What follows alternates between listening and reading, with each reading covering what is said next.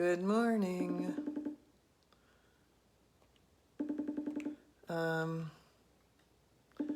Good morning. I'm trying to get a hold of, I have no Yasmin here. Oh well, good morning. Except, oh my God. All right, it's not letting me, there we go. Good morning, Chris and Leslie. I'm obviously having some technical moments. I've had a kind of,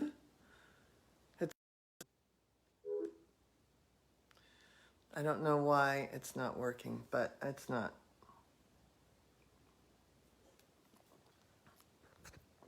So we're gonna play phone tag. We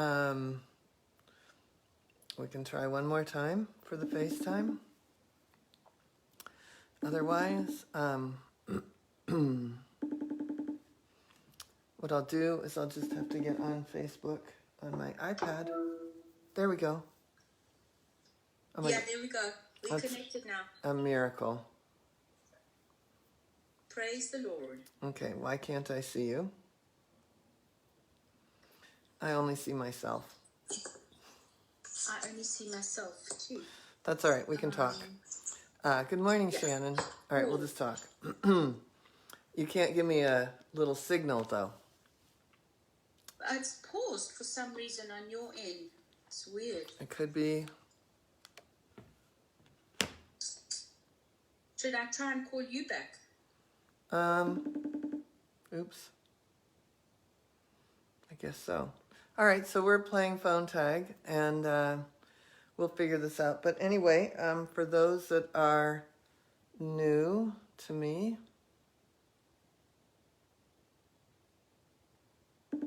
I'm trying one more time.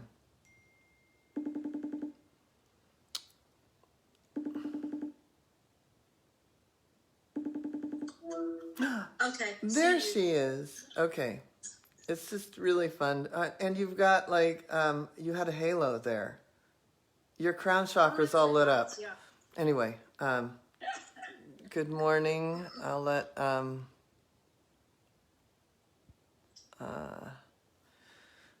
let Yasmin talk. Tell me who's here. Although I do see Julie Webb. Good morning. Thank you. I snuck in and got my hairs cut. I used to always tell my niece that when she was little that I was getting my hairs cut. She's like, Aunt Joan, it's hair. And I'm like, how do you know? So anyway, I got all my hairs cut, but I forgot my book. Hold on. Hello, everybody. Yeah, good morning. I'm glad everyone's here. And I love the book club. You know what? I have to admit, I love my first book. It's like my first child. And it really, really is. It really was the first, by the time it came out in 2007, it was the first probably 15 years, more than that. Yeah, about 15 years of work and experience leading up to it. So it really represents a period of time in the 90s and the like 2000 through 2003 that was instrumental in,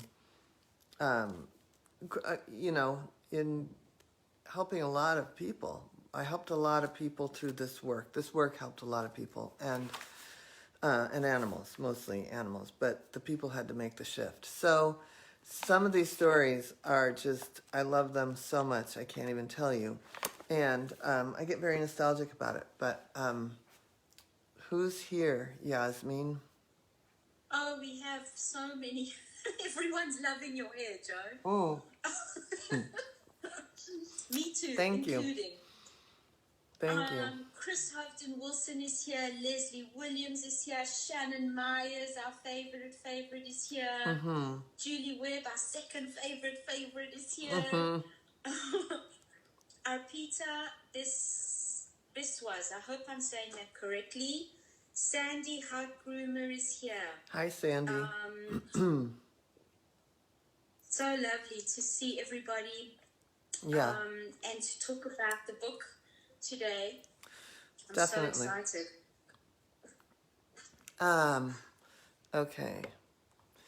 What I would love to do is introduce myself if you're new to me. My name is Joan Ranquet. I'm an animal communicator, author, healer, and TEDx speaker. Oh, almost forgot that. And founder of Communication with All Life University. And my my love of animal communication has translated now into my love of teaching animal communication and getting it out there and helping people see that, you know, being quiet is a real skill, that listening is the most important skill, and that listening to the animals especially is the most important skill. I remember my father, his favorite quote, and it's funny because he turned very unreligious at some point in his life, but he always said, "The meek shall inherit the earth." And I'll never, that's just like part of my cellular system. And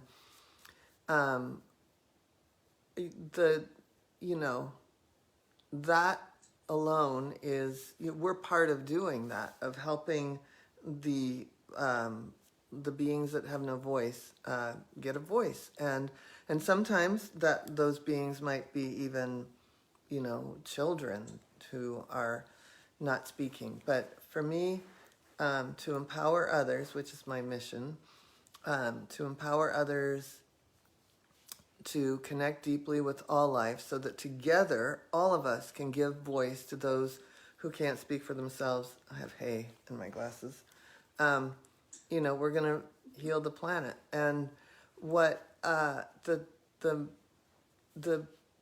biggest gift of this work is really getting out there and doing it and helping other people. Like I always say, I want to help 20 million animals. Well, again, I can't do that alone. And it's these groups, and then even further distilled in is the school, and this space, the Learn to Communicate with Animals with Joan, is a very important place for this work. And some of you will or won't ever, you know, partake in a class, but at least you'll be part of this energy field and you'll be part of this work. And I hope that you do. Tomorrow we start with animal communication level 1, and we actually still have a couple spots left. But you know, even if you don't do that, I've got plenty of other smaller things. You can take bite size, or you can stay in here forever, for as long as I'm doing this. And if I'm not doing it, one of my teachers will be doing it. So, but I'm going to do it. So I can't tell you how important this work is. And without sounding strange, I mean, we've got a pastor on here, so she knows what I'm talking about. It really is God's work, right? There's no better work on the planet. And you know, I've been reading about, I read a lot of things, but I was reading about looking at the model of how a business is used to run and how businesses run now, and how you have to have every single person that's part of your collective be in line with that, in alignment with that voice. I have a plumber here. Is it working? Yep.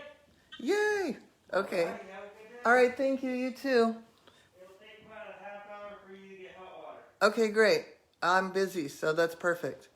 Have a good one. You too. Okay. He's really cute. It's very cute.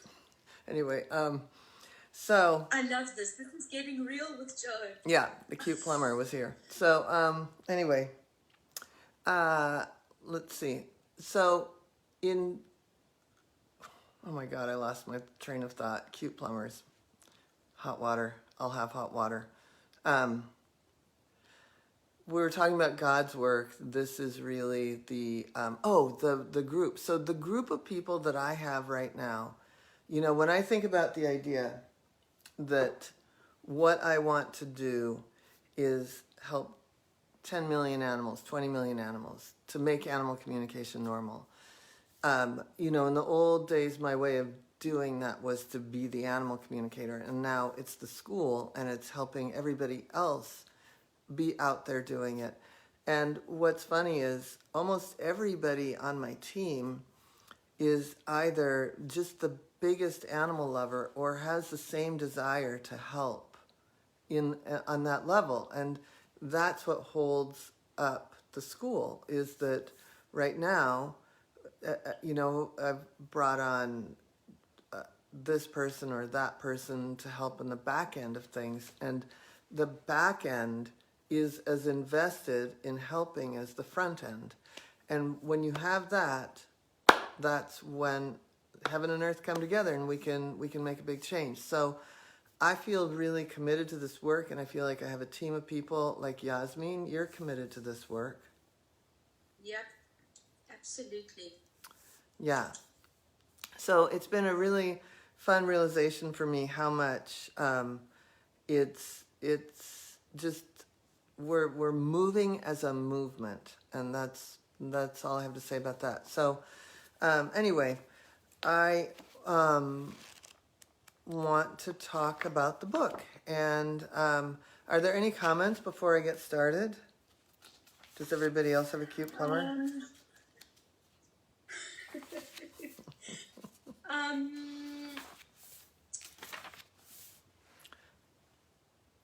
No comments? Chris says she loves you. Yeah, there are lots. Chris says she loves your book.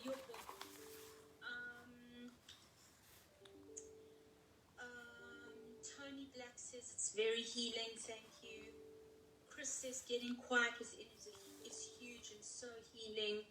Shirley Messier says I finally got here. Hooray. Tony Black says that our plum arrives at 11 today. Lots of laughs. Lots of LOL, parallel lives. That's funny. And I'm looking for a good plumber here in Fair Lawn, New Jersey. So that is all funny. on the same place today. It's so funny. So that's it. I think that everybody's waiting to get stuck into the book in the first chapter. Yeah, so I wanted to, one of the things I say about this book is it's here to demystify animal communication. And, I hope that the stories are a catalyst for you to have a deeper understanding. And I really hope you understand you're already tuning in. And so what I think about tuning in is, right now it probably seems like an effort, or I have to get quiet. And the truth is, there's going to come a time when it's going to be right here, when you make this a daily practice. And that's one of so tuning in is just so quiet. When people study with me, I always talk about drop in. And thankfully, we had Lee Pasco, who taught the Silva method, and she'll be teaching again, and I'll be getting out information about that.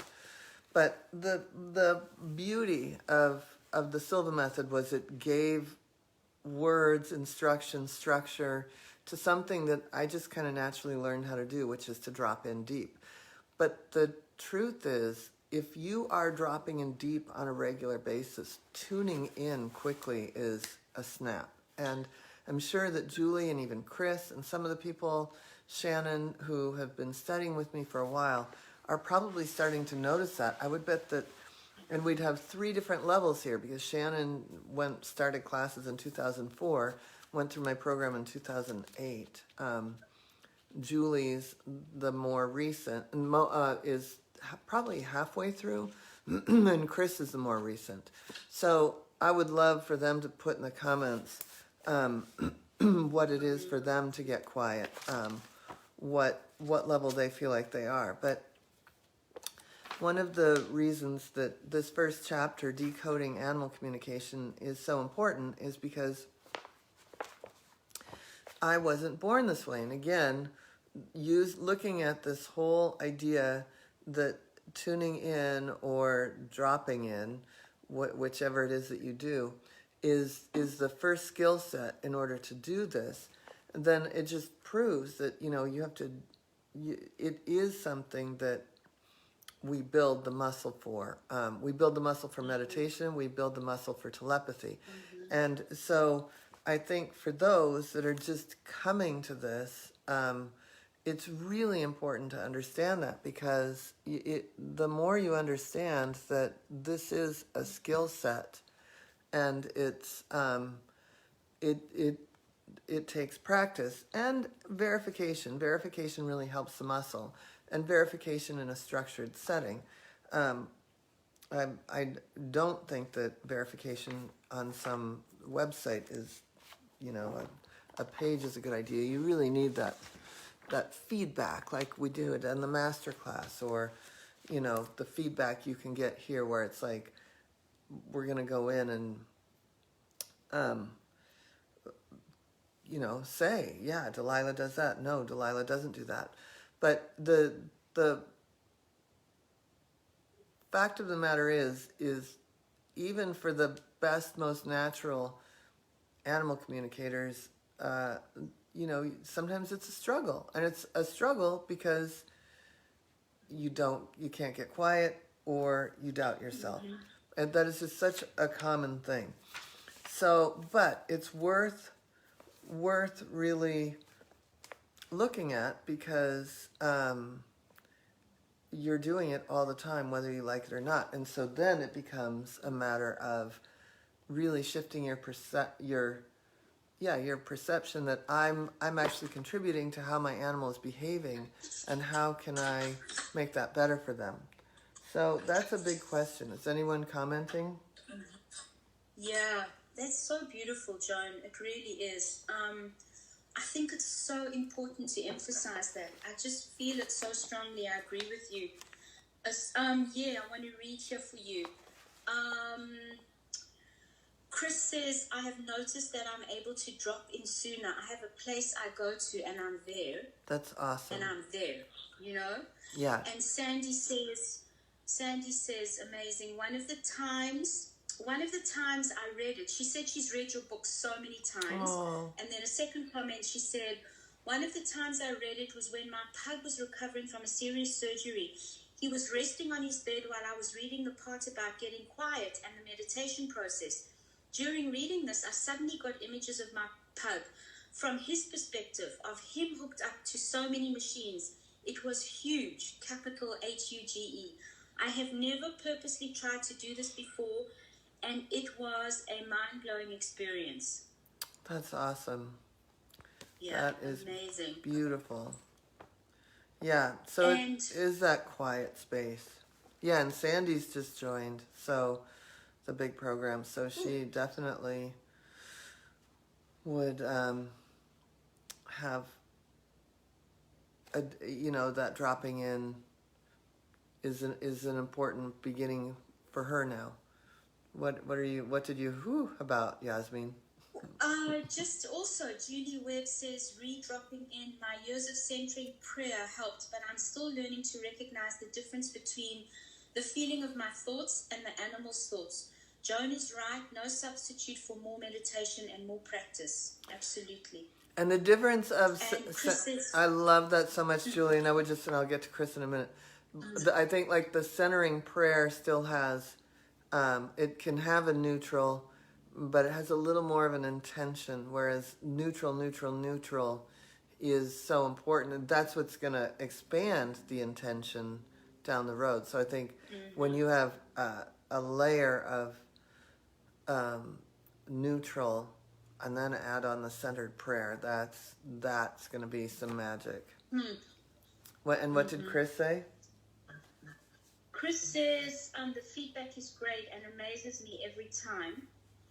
And then Shelley Messier says, so many times things happen naturally, but with your expertise and guidance, I'm understanding more what is happening and how it is happening.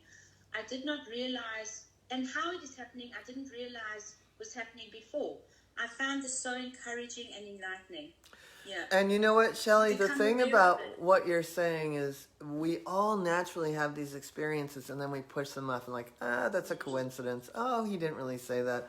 Oh, my dog didn't look at me that way. Oh, that cat didn't mean that. You know, we do that all day long. We just shrug it off and we think, wow, that was cool. We might have one friend we can tell. But the truth is, that's your muscle building. And if you were to add up all those pieces as a kid, you know, I say it in here. By the time I finally said yes to being an animal communicator, it was like the anvil had dropped on my head.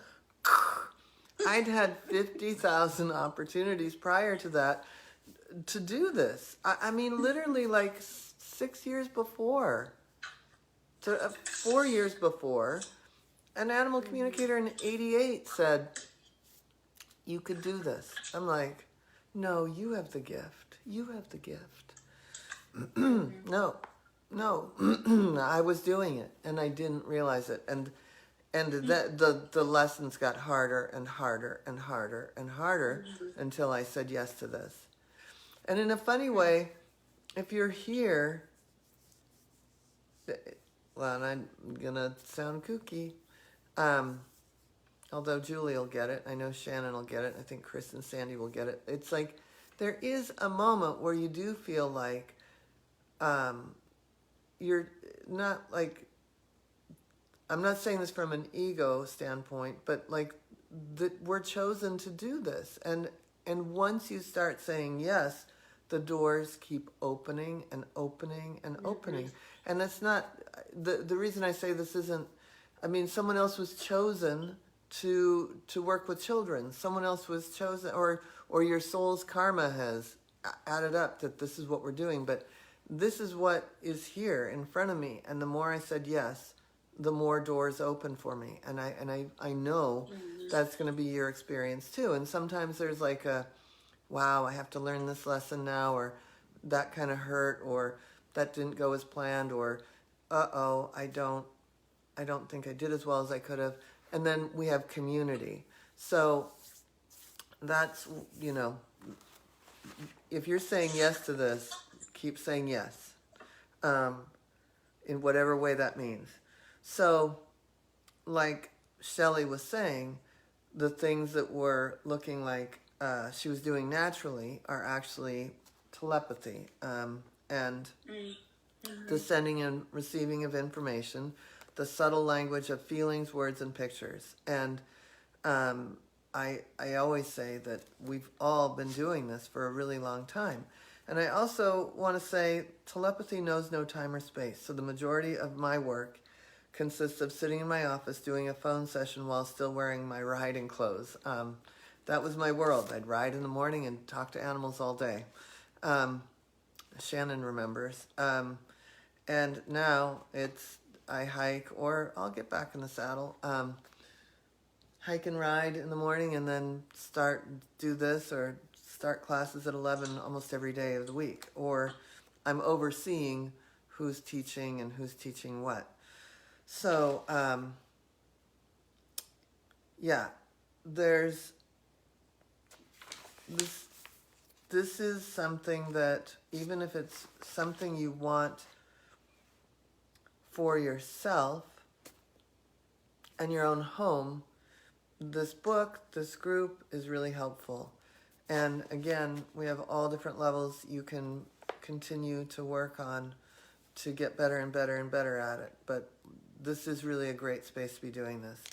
And when we talk more about telepathy, we talk about how, I say, have you ever seen a flock of birds lift off from what seemed to be a peacefully grounded moment? And, you know, when we look in the wild, they're all signaling each other. And I love to say that their entire safety, their entire survival is dependent on telepathy. It's dependent on emotion. It's dependent on feeling into each other and knowing that they've got each other's back, and that if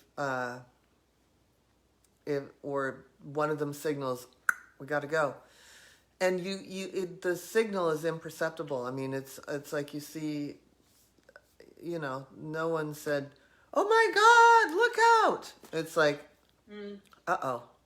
It's a really subtle, uh-oh. in one bird. And it could be a false alarm. I'm sure it's happened a million times when all the birds go lift off and go over there.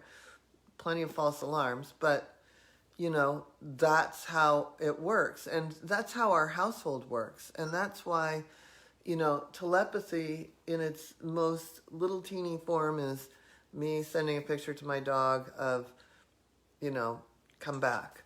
But, which was unsuccessful this morning. I had the naughtiest hike. Knowing the plumber was going to be here, I was racing out the door. And of course, my like, uh-oh, I've got to get back for the plumber because I've still got to get the garbage out and all the things that I have to do on a farm on a Tuesday morning. Before I get here, my dogs took full advantage of my uh-oh, and off they went. So you know, it happens not even for a flock of birds. It happens for a pack of jerks. They're out there still, partly because the plumber was here, but oh my God. When I finally caught them all, I leashed them up. I'm like, game over. There's no fun in the hood today because you just blew your shot. So my uh-oh, and it's my own fault, but I couldn't risk that if I'm going to stay in uh-oh, that they're going to run off again and I'm going to be late for this, late for the plumber. I'm talking at Yasmin's house.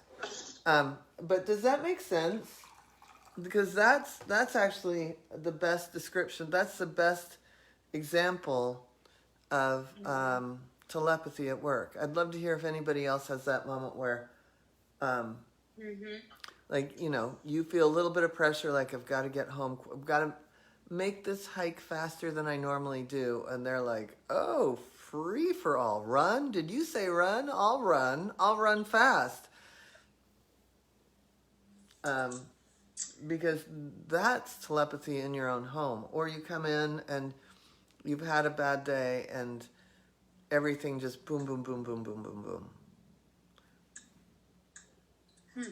I'd love to hear if people have that same experience. Yeah. Oh, I'm just absorbing. Hang on, let me get to the comments. I was just listening because it's really sinking in, you know? It's amazing. Let's see. Yeah. Sandy says, very true, Joan, it is a calling and you get to the point where you cannot deny it any longer. Oh, yeah. Yeah. And, you know, Sharon concurs, so true. She says, Mark Renaud says, loved studying with you, Joan. Wish I could stay and listen, but it's snow shoveling time. I know here on the East Coast, we're getting a lot of snow. If he's there, I think. He's in New Jersey. I don't know. Oh, he is? Okay, cool. Yeah. So, yeah, Mark, we're neighbors. I'm going to be snow shoveling soon, too. Julie says, Frederick Buchner on vocation. The place God calls you to is the place where your deep gladness and the world's deep hunger meet. Oh my God, I love that. So beautiful. That's awesome. Wow.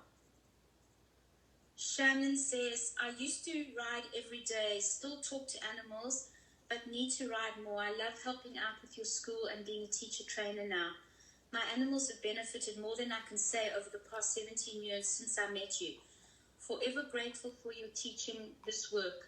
It is incredibly important and life-changing. I'm very partial to this book since the story of my precious smooch and I made it on page 224. Thank you. Well, also, I did part of a rewrite off of her patio. I was at I had to do a final look. I think 2006 we had a Thanksgiving together, and I brought my laptop and my dog. And I think I brought my dog. Maybe I left my dog at home, but our dogs, Olivia and Riley, had a little flirt. Anyway. Anything else? Jane Kerr says, working with the wolves, that is so true. And recently wolves, I haven't been able to touch, have started coming up to me, and I think it is them picking up on my sending them feelings as opposed to direction thoughts. if that makes sense. Oh, Jane, let me tell you that makes total sense. And the other thing is, it's one thing here in the household to say, okay, I need you to do this, right? We need to switch it up here. Like picturing a dog walking by something they were afraid of the day before. But with wolves in particular and animals in the wild, it's being in that quiet space and being able to, that very quiet space, and being able to, on the wildlife trips, when we do the meditations, we send out a lot of appreciation and gratitude, and which is a little bit different than love. And appreciation goes a long way with all life. And I've seen where dolphins have gone from the pod is swimming next to us, and they've got their babies in between them, to them showing their babies, bringing their babies on the side of the pod where we are, and swimming along next to us. So appreciation and gratitude, so feelings, goes a long way with wildlife, and even wildlife in a sanctuary. And we have a whole class in the spring intensive called Animal Communication and Healing in Sanctuaries. Weird that the name is so exactly what it is. But we go to the Gibbon Center.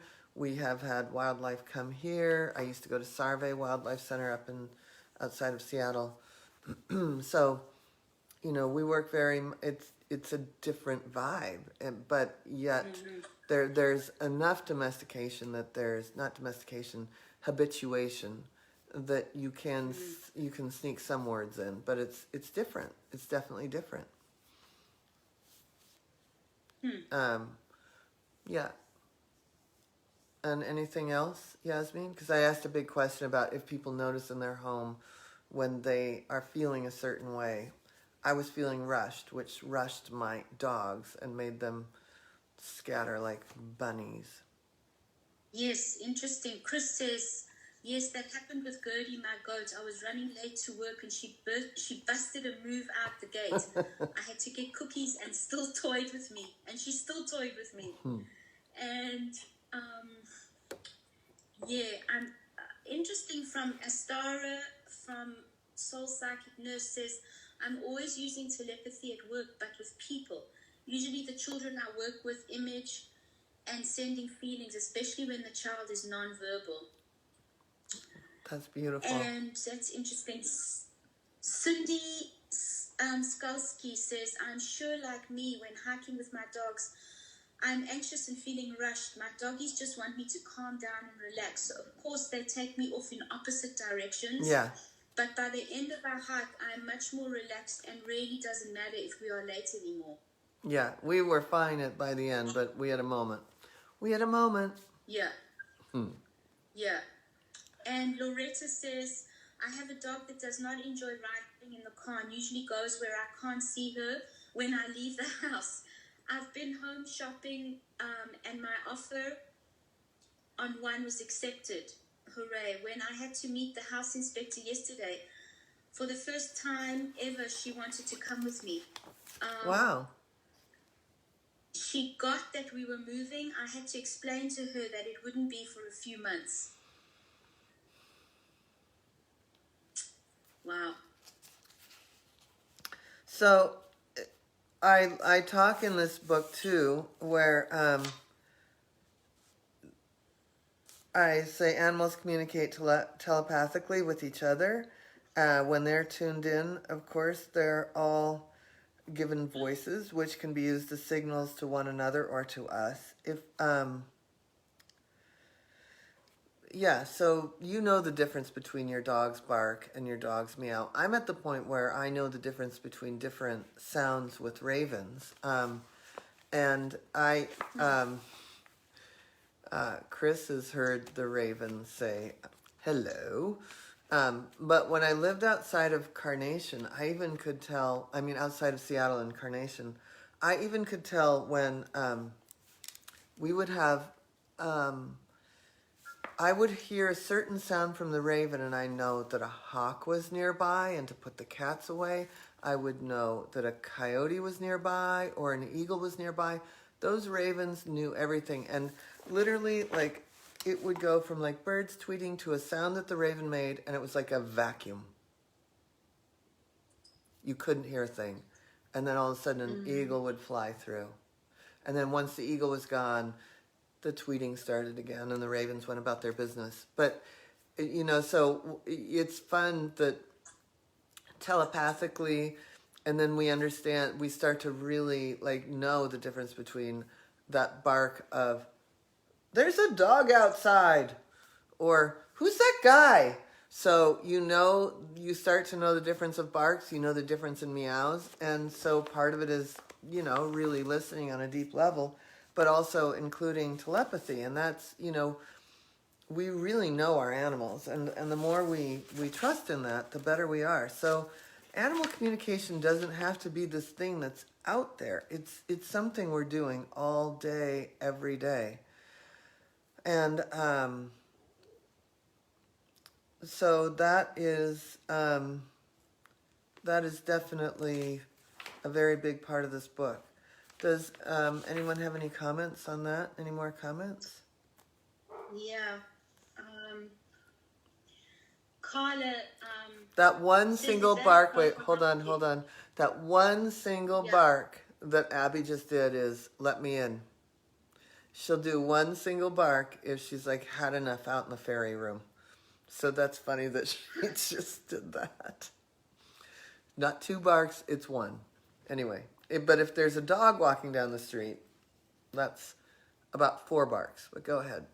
I mean, I can be sitting at my desk and she can be in the other room barking. Yeah. Now there's somebody down there. Okay, anyway, go ahead. Carla wants to know if that's a crow behind you. It looks like it's standing on your head. Have you had any birds for pets? Oh, I guess the picture. that's a raven. Yeah, that's funny. Raven. Yeah. Yeah. No, That's right, I that's haven't. okay. You know what the big irony is I had a fear of birds and fowl because as a kid, I had this experience where I my grandparents had wheat farms in eastern Washington, and my grandfather died before I was born, and then my grandmother died when I was about 5, and my mom, so 1 to 5 we went to the wheat farms a lot, and so there were a lot of farmers working the farm, and it was like a big drive and a big deal. But when I was about 3 or 4, so my grandmother was still alive, we all went. There was this huge barn, and I only associated barns with horses, and so I would not take no for an answer that there were no horses in that barn. So we parked the car at my grandmother's farm that she didn't live at. We all were there visiting, and I went running into the barn, and there were 10 million chickens who, whenever they saw someone, assumed they were being fed, so they came pecking at me. I was so traumatized, and they were all the feathers and the flying and the this and that I was pretty terrified of birds for a long time. And to the point where when I was 22 and was in Rome, I had to walk around piazzas that were full of pigeons because I was so terrified. And it's been a really beautiful journey to get where I am. I'd love to have an African gray at this point, but I know that they would live longer than me, and that wouldn't be fair. Unless I could get an old one. But I've got cats. I mean, they go through a whole thing about then I'd need an aviary. But I would love to experience a friendship with one. So the first time that I had to go, I was still living in Los Angeles, and this is about, 96, 97. Somebody had called me over to talk to their bird. They hired me to come talk to their bird. So I knock on the door. It was in the Hollywood Hills, huge house. I walk in the door, and both the husband and the wife were on the phone, big producers. One had the bird, and one had a baby. And I think it was the husband just put the bird, this giant white bird, on my arm and said, go ahead and talk to him. We'll be back in a minute. And they went off and did their important, busy work. And I was like, oh my God, I don't even know what to do. And the bird told me to get over it, calm down, and started showing me things like, if you move your arm over that way, and then it said, I'll poop over there, I'll show you that we're fine. And so I moved my arm and the bird pooped. And so it was like, okay, I can trust you. And like it literally healed me of my fear. So that's a personal story that people don't know about. So no, I haven't had a bird, but I'm in love with, I have raven Native American art all around. Yeah, so I'm a big raven freak. But so I did have a fear. So I really understand when people have a fear of horses and things like that. But that bird was the biggest healer on the planet. And thankfully I trusted in the work.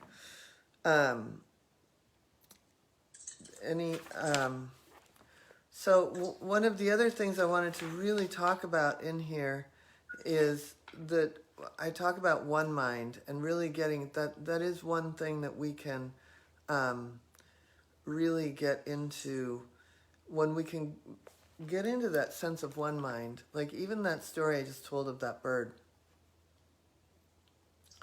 I had to drop in and not let my fight or flight take over. And once I did, I was in connection with that bird. And even though he was huge and he was heavy, there was a certain point where I had to like put my arm down. I had to get into one mind. And when that is part of that place when we meditate, where it's a very quiet place for ourselves, but it's also a very great space to, I mean, I like to practice being neutral for as long as I can, but it's also the same place where you connect up with the divine, you connect up with the collective consciousness, you connect up with your own soul, your own soul's mission. So it goes back to what Julie Webb wrote in there, that it's like, if you're in that quiet space and you know what your soul, what is that next space, you're feeding. I can't remember that quote, but it's whatever that quote is, that quiet space of one mind is part of it. And you really start to, you can understand the universal intelligence of lifetimes. I mean, I know I can tap into the Akashic records. And I mean, it's not something I want to sit and do because I've got enough with animal communication, but I've certainly looked at my own lifetimes that way. You can really understand the cause and effect of karma, and you really understand that karma isn't something like, oh, he's going to get his. No, for the person to do, or the animal or whomever to do the action they're doing is cause and effect in that moment. It's not the moment. Yeah, you start to recognize that you don't want to be causal to your reality by running on karma, if that makes sense. That when you stop and get quiet and move into one mind, you have the opportunity to change the path. You can tap into that all-encompassing unconditional love. And then you can also be in that complete purity of spirit that when we look into animals' eyes, that's what we're seeing. We're almost, if there's anything being reflected back, it's our own innocence. It's not some problem we have. It's our own innocence. And when we get into that space, that's when magic happens. And that's the space I like to live in. And when we can do that, we have a pretty magical time. And, you know, it took a little bit for me this morning when I was in a hurry to get back in. And I'd had a great meditation. It was probably the longest the puppy, who's a year and a few months, had ever sat through a meditation. I hope you're not hearing my stomach growl on the microphone, but you might be. But I had to get back to that magical space. And so, you know, sometimes I'm in it, and then there's sometimes that I have a bumpy road to it.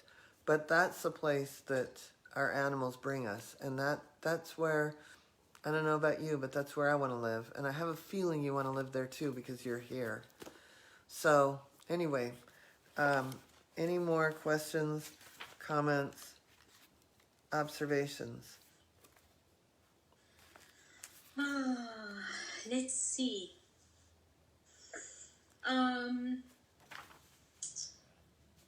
Yeah, thank you for sharing the story they're saying of the birds, ravens.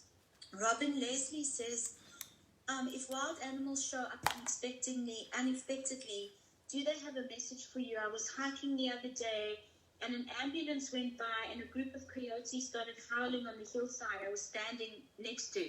I didn't know they were there because they were hidden in the trees. Wow.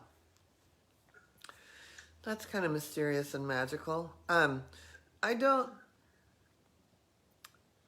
think that we can see, I don't know that they're bringing a message in that, like, except for, like I said, those ravens did alert all of us, even the little birds. And it's like the ravens knew that we were all family. That if an eagle or a hawk was coming through, they let us know. So that was a direct message.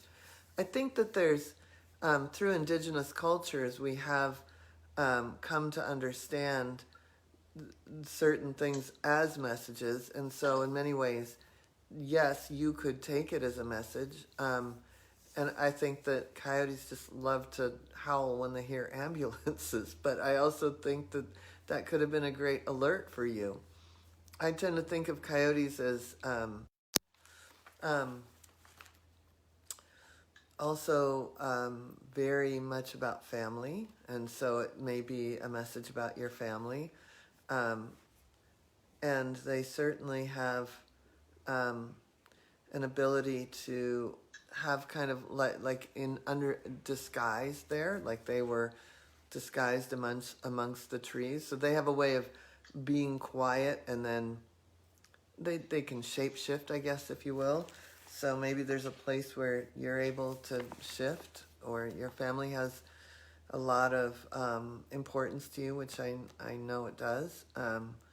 So, you know, those might be some of those would be the directions I'd be looking in.